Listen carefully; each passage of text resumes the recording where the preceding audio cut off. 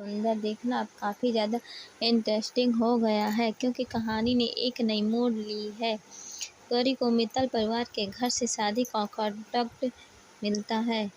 गौरी बहुत खुश होकर के पूरे परिवार को बताती है। गौरी इतना खुश होती है कि खुशी के मारे नाचने लगती है और गौरी के पैर हिपलाती रहती है, जिसकी वजह से गौरी का पैर पलट जाता है और गौरी के पैर में मोच आ जाती है, जिससे वो डर जाती है। गौरी मित्तल परिवार के घर जाने के लिए तैयार होती है।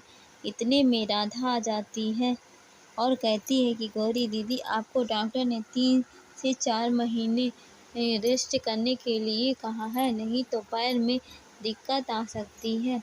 तो गौरी कहती है कि कोई बात नहीं राधा, मेरे बदले में तुम चले जाना। अब राधा यहाँ पर राधा के साथ रास्ते में बड़ी ट्विस्ट आने वाली है, नई खुशियाँ मिलने वाली हैं। राधा सोनू के साथ मित्तल परिवार के घर जा रही होती है। राधा अब धीरे धीरे अपने पैरों पर खड़ी हो रही थी। स्कूल से कॉलेज तक की यात्रा आसान नहीं थी। जिंदगी ने उसे हर कदम पर आजमाया था, भूखा, अकेलापन, तिरस्कार, लेकिन हर बार वह मुस्कुराई, हर घाव को सहा, क्योंकि वह जानती थी अगर आज वह टूटी तो कल कोई उम्मीद भी टूट जाएगी। उसके पास माँ बाप नहीं थे, लेकिन उसके एहसासों ने कभी उसका साथ नहीं छोड़ा। हर रात जब वह थक कर घर लौटती तो अपने छोटे से कमरे के उस दीवार के सामने जाकर खड़ी हो जाती, जहाँ राधिका और दिव्या की एक पुरानी तस्वीर टंगी थी। उसकी आंखें उन चेहरों को देखती और दिल कहता, माँ पापा, क्या आप कहीं हो? क्या आप मुझे याद करते हो? तब हवा में जैसे कोई फुसफुसाता, हिम्मत मत हारना बेटा, हम हैं तेरे साथ। दूसरी ओर एक शांत पहाड़ी इलाके में एक छोटा सा आश्रम था, जहाँ हर सुबह मंदिर की घंटियों की गूंज उठती थी।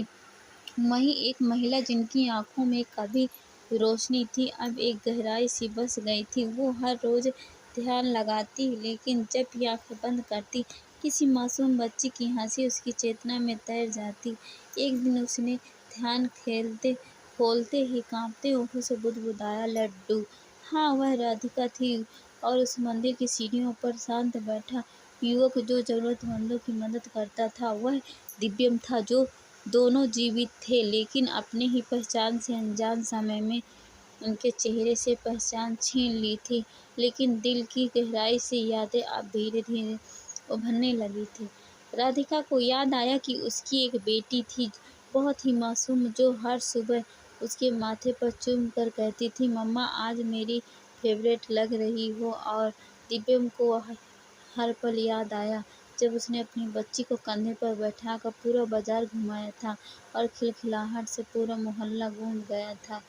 अब उसकी रूह बेचैन हो उठी, वो बच्ची कहाँ है? उधर राधा की जिंदगी में अभी एक नया किरदार धीरे धीरे दस्तक दे रहा था, अर्जुन, कॉलेज का एक गंभीर छात्र जो बाहर से शांत लेकिन भीतर से तूफानी था। उसकी आंखों में वही गहराई थी जो दिव्यम की आंखों में हुआ करती थी।